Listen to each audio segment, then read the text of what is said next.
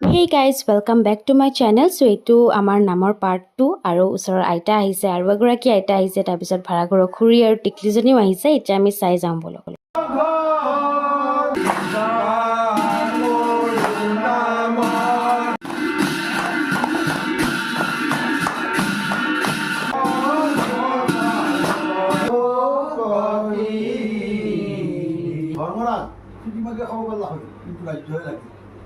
এতিয়া সব শেষ হৈ যোৱাৰ পিছত এনেকৈ আমি আশীৰ্বাদ ল'লোঁ আৰু এতিয়া প্ৰসাদত লাগিছে আইতাই এনেকৈ প্ৰসাদ বিলাইছে আৰু এইফালে আছে পায়স আৰু খাবলৈ এইফালে দালি এইফালে চব্জি এইফালে পনীৰ আৰু এইফালে আলু ভাজি এটা এয়া ভাত নিছে আইতাই